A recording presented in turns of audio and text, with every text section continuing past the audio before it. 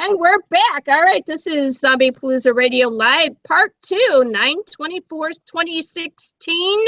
We have indie film creators. We also have someone that's fresh from a convention, and she's going to be going back probably, assume tomorrow or maybe the day after. So we're going to get her into the mix, and that would be Rosemary Perkins.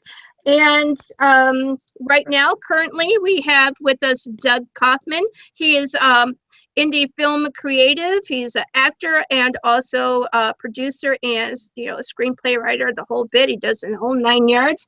We have the lovely Emily Kelly, and Emily Kelly is going to be talking about her a little bit more of her continued experience as an actress, and also giving insight into the world of indie film from her perspective. Lovely to have you back and holding on to the second half of this show. And then we, let's see, we have, of course, our awesome Dead Door William, who has been on a 7-month hiatus, traveling from California over to Georgia, where he's currently staying, and we too also have Crunchy with us. Crunchy E. Squirrel is our engineer for Zombiepalooza Radio. Get in there, say hi. How are ya? I'm doing we good. have a couple of, good too. Thank you. Everything up and running. We have a couple of lovely ladies. If you would like to say hello to them, and all that, and then we're going to get going. Good evening, Emily. Good evening, Crunchy. How are you? I think we lost Emily's sound. Uh-oh. Oh, there's there now? No, she was just talking in a very soft and seductive voice for you, Crunchy. Yay.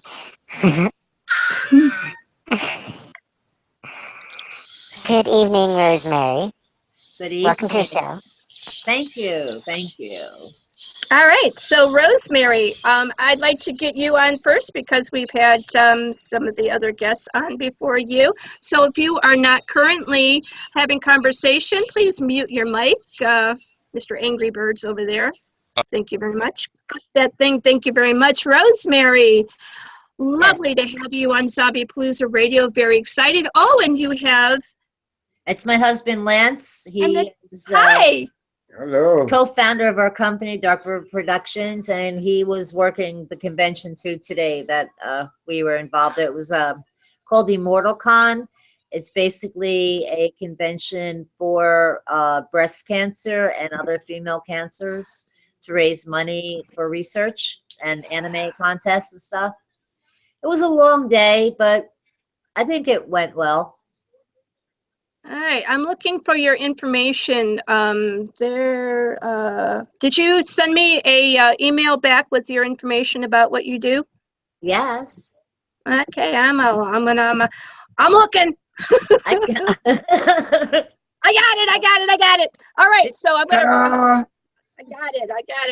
All right, so I'm gonna read this little blurb that you have, lovely, and thank you for sending it. We are.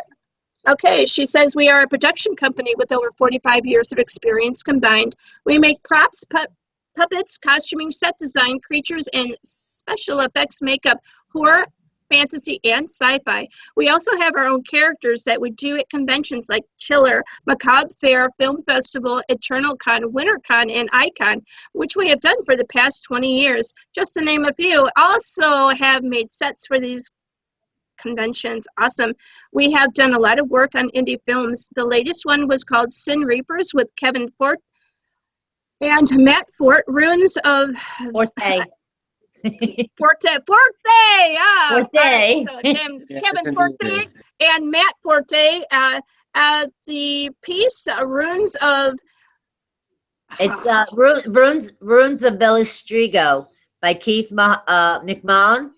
Okay. And The Long Island Serial Killer, Enlightened by Ron Smith, and Pretty by Victor Bonacour, just to name a few.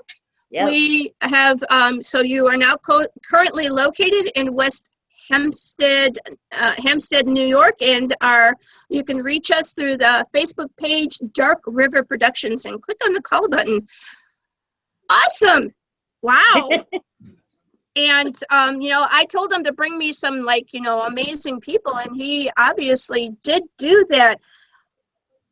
Well, your interest in creating props, special effects, and doing things of that sort, where did that stem from? Oh God, with my husband, he started with Star Wars. Mine, I started, the very first movie I saw that gave me inspiration to do horror makeup and horror special effects was, no, not Planet of the Apes, No, that's that was you. The Exorcist. The Exorcist. And I've had the great fortune to meet oh my God, Elaine Dietz. She played Linda Blair's double, and she did all the stuff that you saw, mainly the puking, the swearing, all that whole scene in her bedroom was all Elaine Dietz. I'm sorry. I got a brain fart going on tonight. Sorry, folks. Hey, you know what? You did a convention all day long, so I'm like even shocked that that we're getting a little bit of time with you. Yeah. So I'm interested. So talk, since you're fresh from convention, and I'm assuming that you're going to be going for the rest of the week, talk about the importance of doing these conventions and what it means to your cause, and the kinds of people that actually go to these things. Give us an experience about it. This one convention is totally different than all the other conventions we do. We basically do sci-fi, horror, and fantasy conventions. This Immortal Con, like I said, it's for basically women with cancer and for anime and cosplayers. The woman that runs this, she is going through, I believe, her third bout of breast cancer, and she started this convention last year. Wow. And with this convention, we just try to raise money to put towards research on teaching people or better ways of curing any type of cancer in females and handling it. And we give them moral support. And we just had a really good time today with meeting other women that have been through it. Myself, I am a cancer survivor, but not breast cancer. My sister is. My husband's sister is, thank God, a survivor of leukemia. But the other conventions we do, basically, like Eternal Con is known as Long Island's Comic-Con. And we do our characters, Zippy D, the Wonder Dummy, and I do a character called Dippy D, the Wonder Dummy, which is Zippy's sister. We're all dressed up in black and white striped. We're not clowns, we're jesters. There's a difference. Yes, there is. Go ahead, hon. I said, as I like to call them, idiots. So technically, I'm a professional idiot. He gets paid to be an idiot. That's hysterical. Yeah, I am the one that I'm for you. Professional idiot. But on Kevin and Nat Forte's film, Sin Reapers, I had done a lot of the gore makeup, the slit throats. My husband created a large intestines, which I had made the stomach piece because they were pulling the large intestines out of him. It was pretty. A lot of our cool stuff is up on our Facebook page. Right now, we're in the works of doing a regular web page. It's taken us a long time to get where we are today, and that's only from the conventions we've been going to lately. Have a lot of independent filmmakers there and producers. And we met one who introduced us to another, who introduced us to another. And they told two friends. They told two friends. So, I mean, getting our stuff out there on film is, right now, it's really, really awesome. Ooh, cold flask. It's really awesome because I've been doing makeup like this since, my God. The dawn of time. Stop it. Since the early 70s. Since the early 70s. But professionally. Wow. Yeah, long time. Yeah, Long it is time. long. All right, let me ask, if I may. I really enjoyed the backside of making the films, not necessarily the screenplays part of it, but once they actually get it out onto the film, and they start with the actors and the sets and all of that. I'm interested in the special effects part of it because of the fact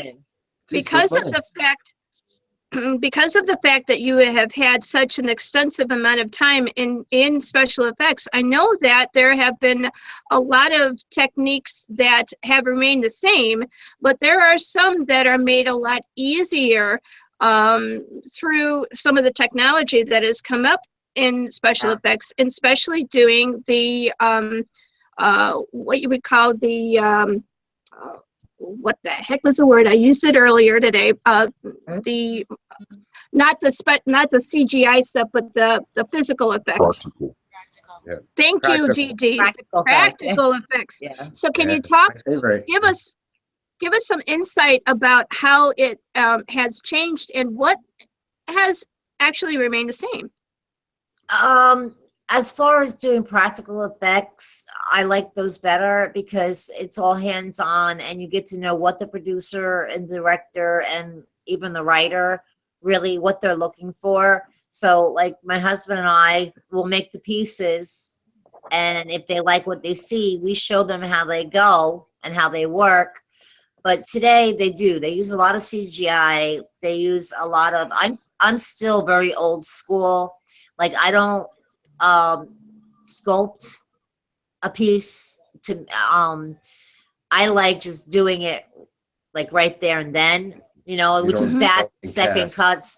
I'm not one to sculpt and cast. My husband likes to sculpt and cast. I like to cast. Sculpting sucks because my hands are messed up. But it's the movies I've worked on, they really haven't, I don't think, dove into the newer aspects of doing the practical effects. Changes I've seen is instead of latex, they're using a lot of these silicones and Yeah, stuff, silicone. which don't always kind of stick to the skin as well, in my opinion. I also, when I see it, and I can tell the difference between like the silicones and the latexes and other things that they're using. There's also a new gel they use. Some Yeah. type of gel. Well, I noticed there's a slight difference in the look. Like the silicones may have the movement and the quote feel of flesh and all that. Mm-hmm. When you're looking at it, it to me, there's something about it that just doesn't look. It enlarges the Doesn't look area. real to me. Yeah. I think I can get a more realistic look out of latex than I can. I'm getting there. And I can out of like silicones. Like I've seen people do full facial prosthetics out of silicone. And here, this is one I actually wore today, right here. I did this out of latex. I did it in I don't know, a couple hours.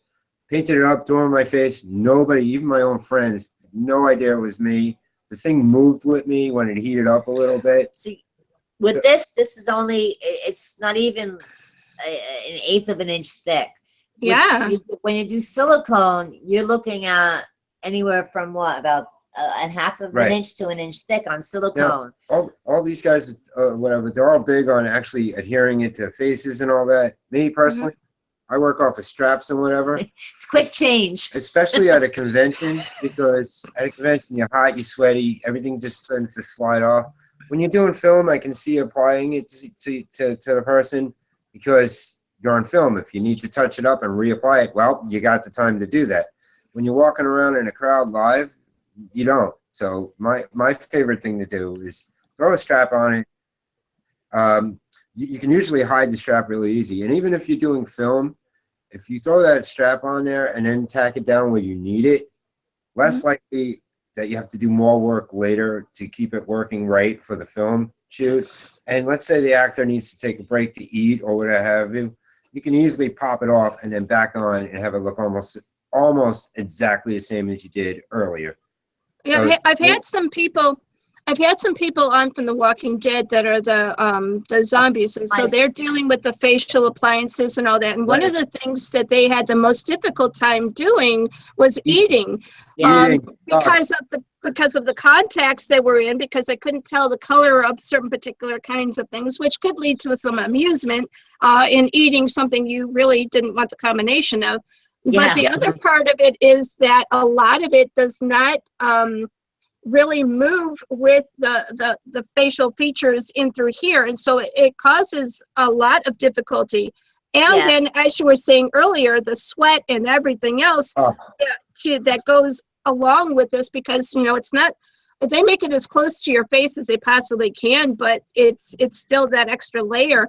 And so I would think that what you were working with the latex would be much better. I didn't know that the silicone was always that particularly thick. It is. You can do it really thin, but it tends to rip. It tends to like move around and ripple and stuff when it's that thin. There's an issue with that for me that I've noticed, at least. With my experience, when I do makeup around the mouth area or the cheeks, I asked the person to open their mouth a little bit, so this is stretched out, so that when they close their mouth, it's still all there, but yet they can open and close their mouth without it coming loose around the mouth area, around the chin area. And up in it. And what about the hairline? What do you do about the hairline? The hairline basically is when we do it into the hairline, most of the actors that are willing to do it, that don't have to wear wigs and stuff. There you go. But when they do wear a wig, we always put a wig cap on, a skull cap, whatever you want to call it, a net, to get their hair all out, and then we get the prosthetic piece as high up to their natural hairline as possible. And then the wig goes on, and once the wig goes on, if it's hairline to hairline, there's a few tricks you can do to make it look like it's not applied, where it's going to show. It's just by taking the regular hairline from the wig and pulling it a little bit down, and then and then use colors of the hair, whatever color the hair is. You can shade the top around the scalp line, so it looks like that piece is actually part of the scalp. That's brilliant. I love that. All right, I'm going to go over to Doug Kaufman, and I'm going to ask him why he decided to bring you two. I see why, but I want to hear him say why. Hey, Doug. Hey. Hey, finally get a chance to meet you. Good. I'm doing real good. Well, I wanted to bring them in because they work real close with Kevin and Matt Forte with some Reapers. I've been friends with them on Facebook. And when I was going through of who I wanted to invite, I got, Jerry Janda, actor, writer, producer, Phil, producer, actor, Emily, actor, it's all along that same line. So I wanted to bring in that another behind the scenes with the special effects. And at the time, Rosemary and Lance were the only special effects people that I knew. So I'm like, oh, wow. Well, kind of fun. I got to ask them. And like 2 days after I asked you, I got like 3 people who are special effects artists inboxing me about it. Okay. I didn't know you did that. That's really cool. What we try to do on this show is we try to bring as much of a variety diverse, that's exactly what I was thinking. And I think with this couple that you have here, have you guys decided to actually write a book or do something like that? Because it would seem to me that you would have such a build of information that you would be able to do that. We probably could, but in the business that we're in, I mean, every day you meet a new aspiring makeup artist. Somebody farts, they're a makeup artist. It's disgusting. You really You're preaching to the fire. I get you. You really have to push your own craft and show what you have, and try to get people to go to your page and check out your work you've done. I really think the intestine piece that we made for Kevin Forte's Sin Reapers. It was made in 2 days. The intestines, the stomach piece, everything. They did it in one take. One take. And it worked beautifully. And Wow. Was that they the had to Sierra? get- Was that the Sierra storyline? yes. Okay. Yeah, they pulled it out of the guys. Yeah, I was Yeah. actually behind them, Yeah. holding the piece in place while feeding the intestine through. It was kind Okay. of funny at the time. So I'm sitting back there. I dipped it in blood, threw it through. I was cracking up. I was trying not to laugh. And meanwhile, I'm holding it and it's slipping out of my hand. You know how it goes. But not just that piece. One take. I also did the throat piece. Okay. And I made That was beautiful. I made the knife to cut the throat, and it was amazing that it actually worked the way it did, because I had made it so that when it penetrated the skin, you would Supposedly. actually hear that, like the popping. cut Okay. into the skin. And it's there. It's on film. It was Hey, awesome. We didn't have to add it. It was awesome. right there. All right, thank you for that. I appreciate that. All right, so we have Emily Kelly here, and she is an actress. And what I'm interested in finding out is, I'm pretty sure she's probably had some gore and horror in her life with the films that she's been working on. What is one of the most interesting special effects that have been done to you where you're kind of like thinking they're going to do what? Actually, I think probably the funniest one for me, and it's funny that you bring this up because I just actually watched the film for the first time. I did a film back in LA like 10 years ago, and it wasn't even anything that I wanted to be a part of, and I kind of got called in at the last minute, and it was like this ridiculous story anyway. But the film was called Killer Yacht Party, and I showed up in this dark alley in LA in the middle of the night, and I was like, okay, let's make a movie.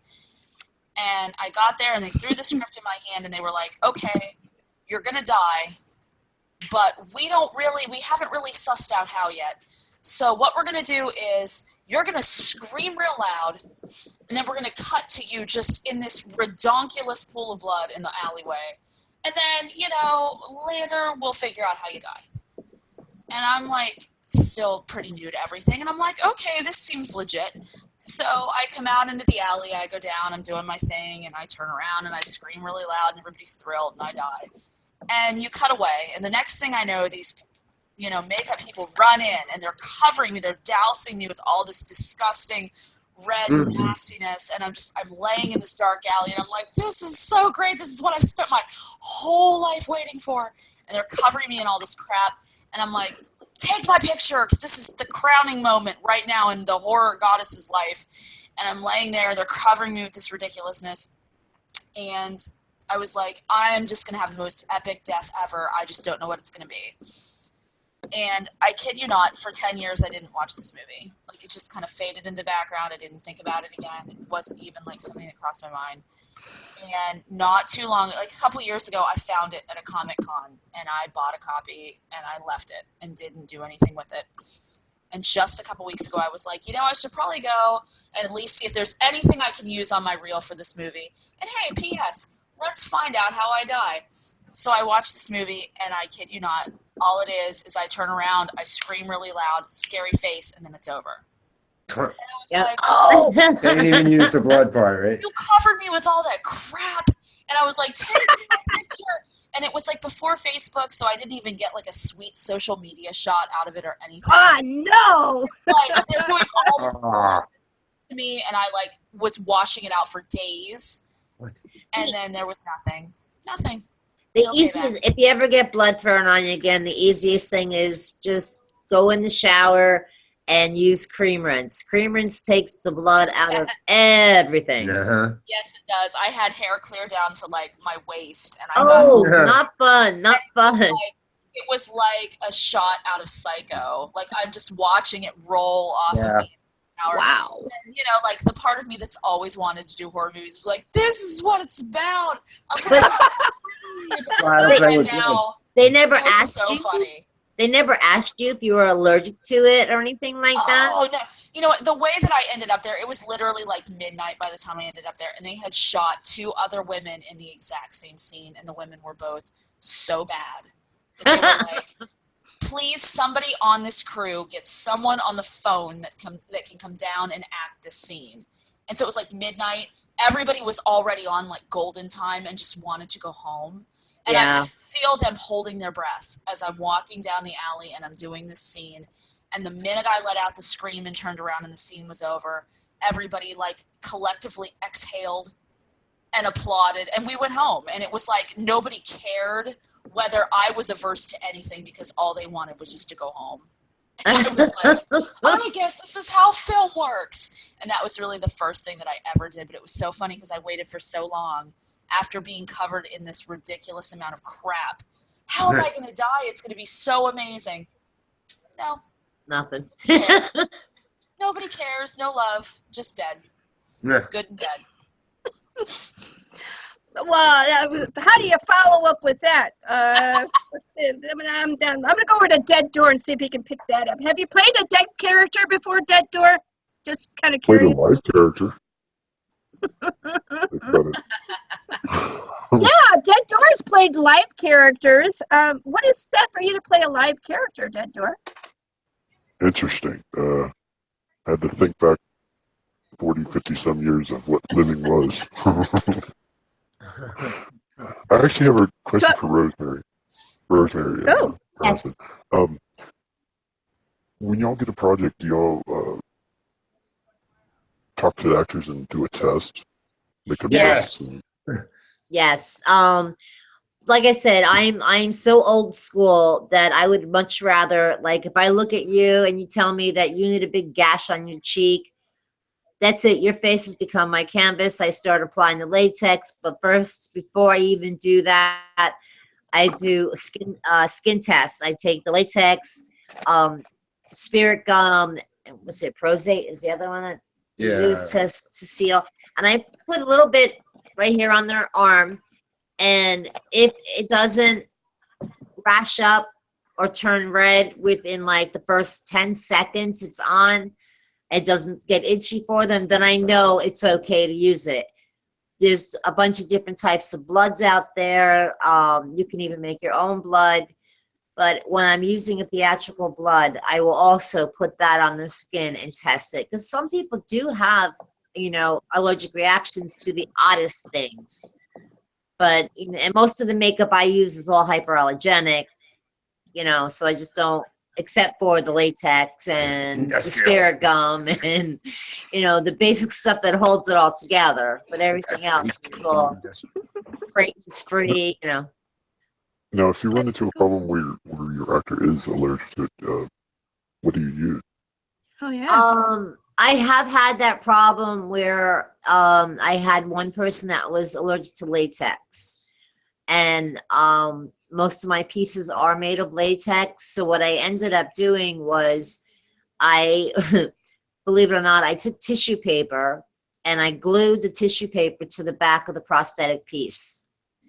And then I used spirit gum, very little spirit gum, and I used Elmer's glue. Mixed it together, and that's how it held on to their face. No. Yeah. I'm gonna write that down. I'm gonna steal that. Because I have some young people here at the house that absolutely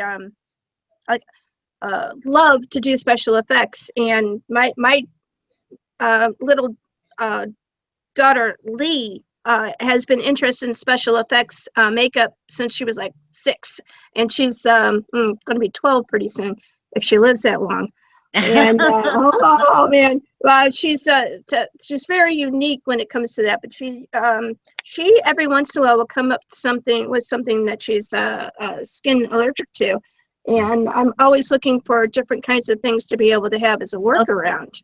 Probably the best thing for her to use if you find out that she's allergic to a lot of stuff, there's stuff called mortician's wax or just scar wax.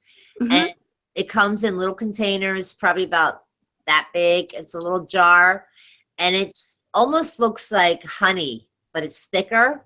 Uh-huh. And that's another new thing that a lot of people are working with now to do a quick scar or a quick gash or something. It's a lot easy. It's quick. It's fast.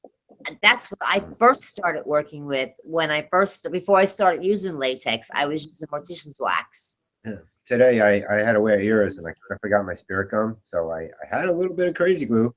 No, crazy glue is not good for you though. It's not, but you know, but hey, well, you know, we're not, yeah, right, that, but crazy glue. It's also good for closing wounds if you have an actual wound.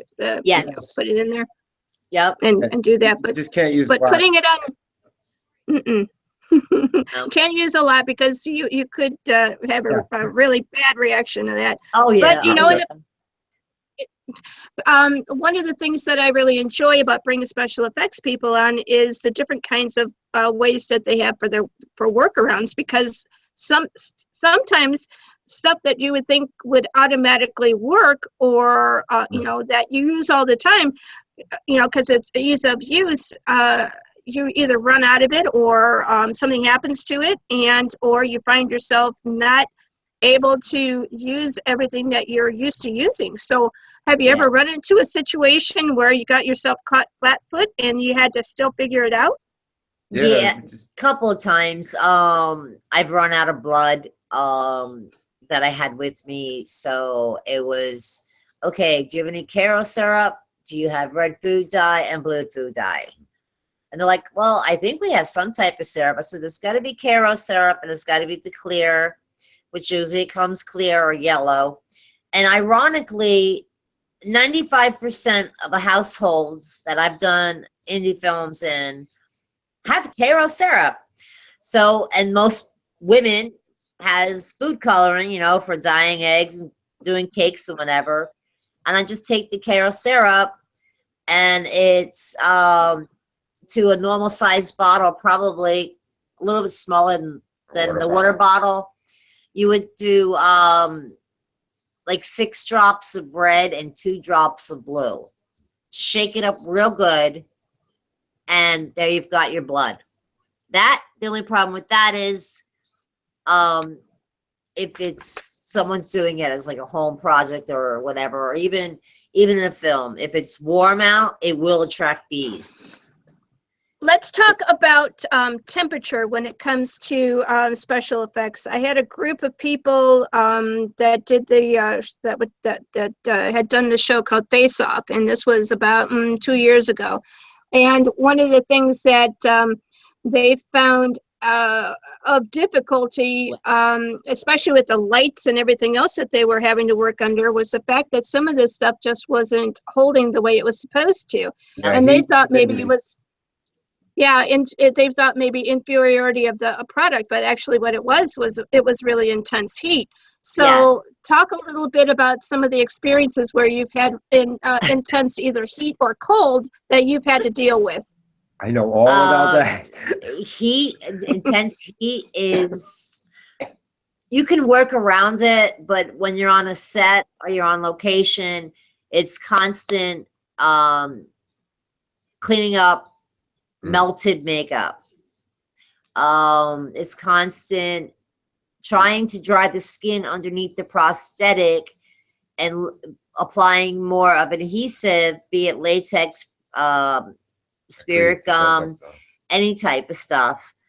You got to just really make sure that the area that you're putting the prosthetic on, be it a tiny little piece, be it a whole face piece, a chest piece, that it's completely clean and free of any body oils, anything. Because with any adhesive you use, your natural body oils break it down. Plus again, this way. And heat is the worst thing, really, because everything melts and it's really hard. You have to make it more of a thicker consistency so it lasts and it doesn't just melt away to nothing. Cold, it's, you're worried about your makeup's freezing and your blood freezing and the face cracking. It's difficult, but when I've been on sets in the extreme, like I had done a film back in 2000, we did it up in Warwick, New York, and it's called Horror. And we did it on an old farm. We were in 10 below degree weather. The makeup room that we had set up, we had portable heaters in there. We had one heater facing the makeup, and then We had another heater sitting by the makeup chairs. Then we had a room specifically for the actors that when they did their scene, they had to come back in to warm up a little bit so the cold wouldn't crack the blood. You know, I mean, it would get too coagulated or whatever. It's a give and take. I mean, there's a lot of things you can do. A lot of things that don't really help. But when it comes to like full face pieces, if it's really too hot and I find the piece keeps slipping off, straps. Duct tape. No, not duct tape. No, Duct duct tape tape. doesn't really stay on the skin. You kidding me? I can't get this shit off of me. Are you kidding me? Duct tape. He Duct uses tape. some weird stuff. Hey, it works and it stays, and I'm a happy camper. So if you go to this guy, you're going to be seeing super glue. You're going to be seeing duct tape and probably. Only on him. He won't use it on anybody. He uses it on Super glue I himself. won't use on anybody else unless they tell me go ahead. Or else Just do it, damn it. Yeah, no. I don't use a Whatever lot. works. They Whatever don't do works. it. Huh? Whatever works. Yeah, pretty much. I mainly do that kind of stuff to myself, and it's a little tack here, a little tack there, because I know where it is and how to get it off. And a lot of other people don't, like actors and whatever, don't understand. When we tell you, don't pull on this, don't pick at this, and please, for God's sake, like, don't blow your nose. That's the first thing they do. And I'm like, Yes. why? Yep. Because you told them not to do it. Exactly. It's scary. I love when I do full face makeup, and then like they'll tell me, oh, I just want a bruise, and I'll do the whole thing, and I'll do a bruise, and then all of a sudden I'll get, oh, you know what? We want to cut underneath that bruise. Oh, yeah, let me just here kind I of am, like, you know, I take a Q-tip and I wipe up that little bit of bruising makeup, and I apply my cut and I bruise it all back up again. And Or go wash your face. We'll start again. yeah, you know, but it's fun. I've done that. We used to, Long Island Serial Killer was shot from the end. The end of the film was shot first and worked its way to the beginning. That's how it works. Normally, but he would jump. I mean, he would do a beginning shot one day, the end shot the next day. And this one day we were on set, I went from having full-blown black and blue face, black and blue lip, to, as the day progressed, I had to make it less and less. It was like, she just got hit, so I just need redness now. So all that bruising had to come off. And I'm like, why don't we just do it the other way so I can add instead of taking away? But hey, I do what I'm asked to do. Time-lapse backwards. If there's stuff that I can't do, I will tell them, look, I don't have the experience or the means to do this. I'm gonna go over to Emily right now. Emily has been so patient and so lovely, and I think that it's time for Emily to probably get some Z's. So if you have any social media or you have anything that you want to put into here right now, go ahead and do that so that you can do that and go get some rest. That would be amazing. Thanks. Go. The IMDb page that you linked, obviously, I'm there on IMDb. You can find me on Twitter, RockDiva24E. Yeah. Cool. Facebook, Emily Kelly. I'm very easy to find. I'm not hard to find. Instagram, RockDiva24E as well. I don't keep up with most of those as much as maybe I should, but Facebook I'm really good with, and I love people on Facebook. So. All right, Zombiepalooza Radio loves Emily Kelly. What did you think about your first time on Zombiepalooza Radio? This has been absolutely amazing. I hope that you love me and that you invite me to come back because I had a really, really good time. And if you weren't cutting me off, which is amazing because I'm not going to lie, I am really tired. You're tired. You It's need to been a go to long sleep. day, but I would have totally hung in here till 1 o'clock because this was amazing. I know you would have. For I inviting know you would have. This was awesome. And Thank you, Emily. Thank you very much. Talking to you guys soon. All right, Bye, I'll talk Emily. to you later. Bye. Thank All right. you. Bye. Happy time. Bye-bye.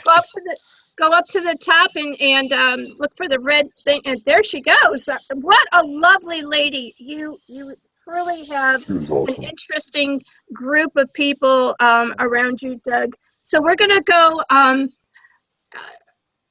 Is there anything that you want to get out there, whether it be about your convention that you're at and involved in, or any of your film work or anything like that, that you would like to put out there and make sure that we know about you and your production company?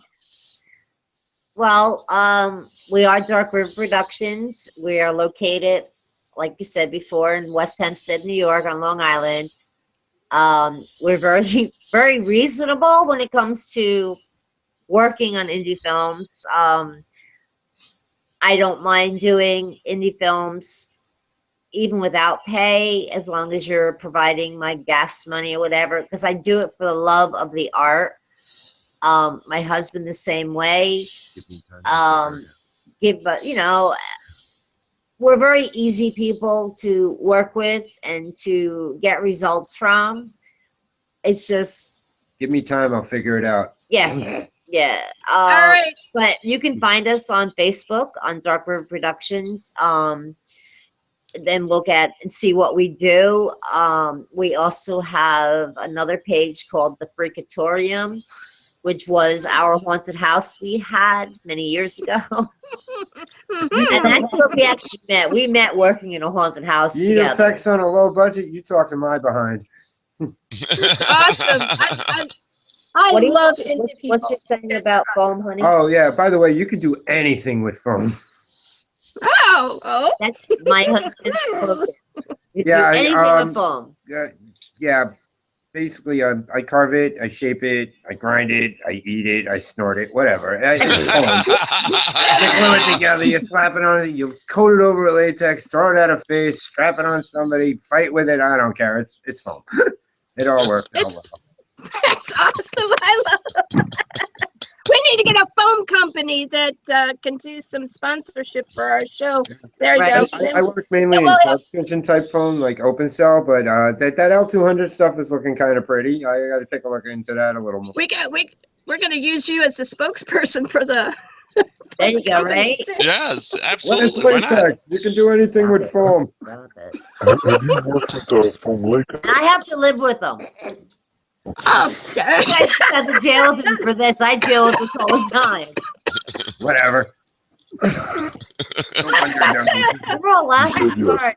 Sorry? I think that door. I think that door actually had a legitimate question. Go ahead, Gigi. I said, have you worked with foam latex? I haven't done the mix and pour method But with we all have that. worked with foam. I've made my own foam latex just by taking a bucket of latex and whipping it up with a mixer, and it comes like a moussey foam. You don't even have to bake it; just takes a couple extra days to dry out. However, it breaks down faster. That's the problem. But if you're doing a quick piece and you're not going to keep it for like 10 years, then who cares? I have worked with foam latex. I haven't made my own. If, like I said, if someone wants something specific and they want it in foam or they want it in silicone, I'll go out and I'll buy the piece, but then I will add to it and I will make it my own piece. Yeah, I love that. I like foam latex. I like regular latex much better than silicone because I still think it moves with you much better. Mhm. It just moves. Once it warms up, it becomes golden. part of you. She was going to say something else. All right, so I guess what I would like to do is I'm gonna cut this at midnight, so there's about another 10 minutes. So what I want to do is get Doug to be able to, if there's any questions or anything that you would like to say to Rosemary. Well, it's not so much question. It's just, more of thank you so much for the wonderful work that you do. Thank you. I do. I became a huge fan, obviously, through, Sin Reapers and watching that. And my mom is, believe it or not, is a huge fan of the Sin Reaper series, too. Awesome. Yeah, So, okay, you saw the intestines, right? Yes. Oh yeah. Yeah. We followed the Sierra storyline from beginning to end, and Alright.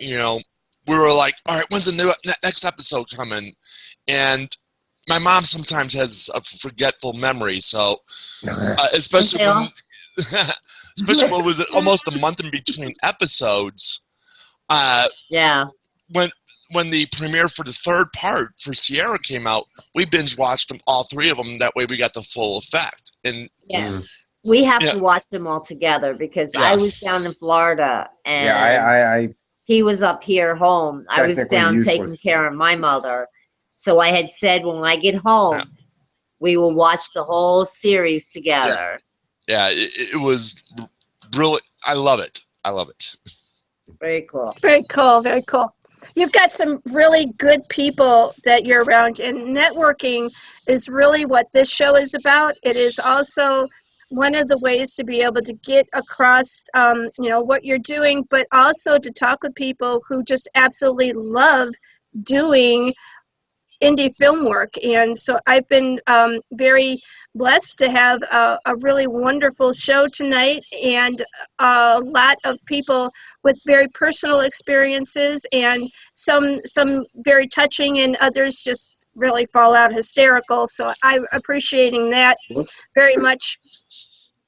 What I'd like to do now is I'd like to get Doug to give his social media, if you have any, like Facebook page or anything that's outside of that range, and or a .com. Go ahead. Well, I really want to promote our film Twin Carnation. It's we're on Facebook. It's just Facebook/Twin Carnation. TWINCARNATIO. Yeah, I saw it. We got your link. We got your link.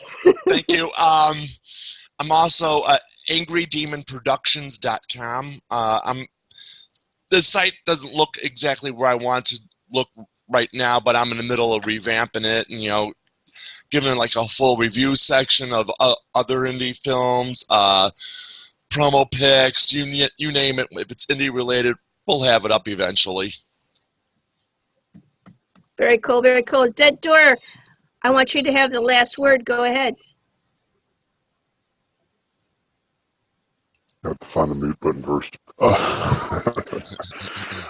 Oh, this has been an awesome show, first part and second part. Rosemary, thank you to you and your husband. Doug, thank you for stopping by, and thank you for bringing everybody. And not a problem. Anytime. Thank you. And thanks to everybody else that showed up. Yes. This has been an awesome, awesome show, Jackie. All right, you know what to do. Yep. From everybody from CPR and all of our guests, everyone have a good night, good morning, and a good evening. All right, take care, Dee Dee. Toodles. All right, see you later, Rosemary. Bye. Bye.